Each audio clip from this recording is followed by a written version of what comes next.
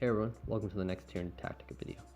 In the last video we covered the expectations when playing Tyranids and offered some suggestions to newer players when starting the army. Now before we start building an actual army list, there's one more topic we should cover, and that is local meta. So what does local meta mean? In a nutshell, local meta means most effective tactic available. Now talking about the more local side of it, you have to take a look at the group of friends you play with, be it a local gaming store that you play at, or if you travel to tournaments. All of these players are going to have favorite armies, units, and different styles of play, be it friendly, semi-competitive, or competitive. So now, what does this have to do with Tyranid Tactica? Well, this is important because local meta is going to influence how we build and play the game. No matter what though, in the end we play the game because it's supposed to be fun.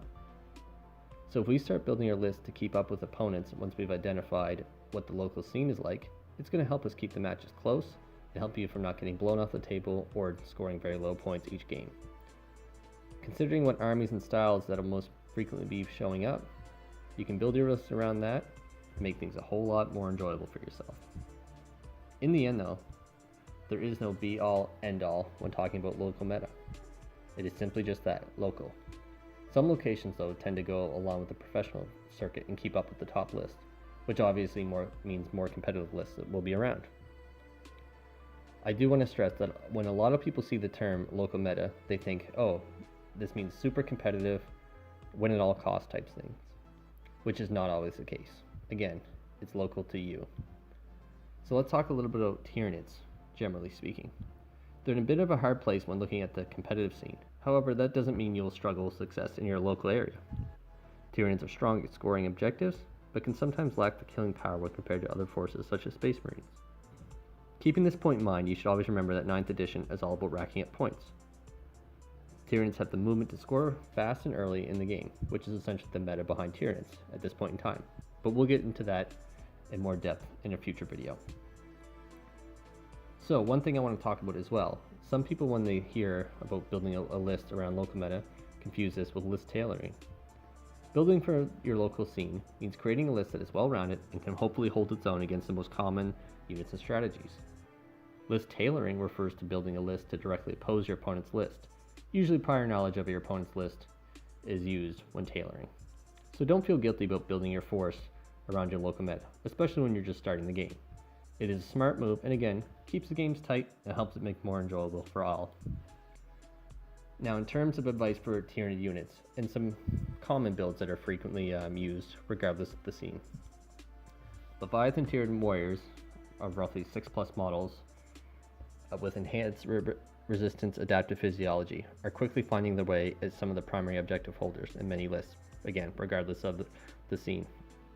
They are incredibly effective against Marines as they can take a ton of punishment while being objective secured.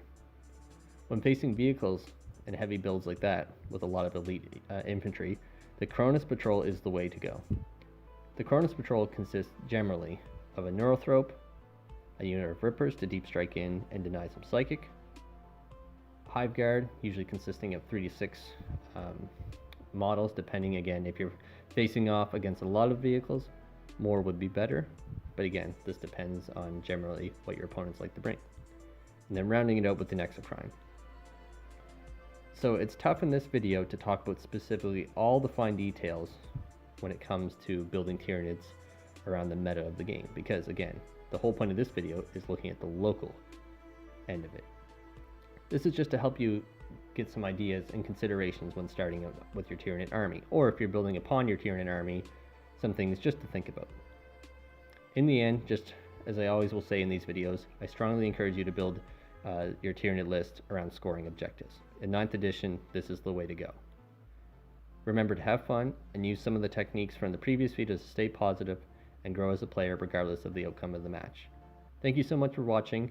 We're going to get into building a 1500 point list and a 2000 point list in the upcoming videos. There will also be another video talking about deployment.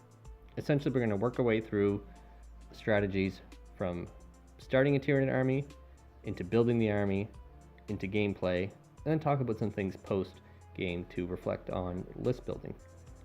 And obviously there will be some videos on these specific units and combos themselves.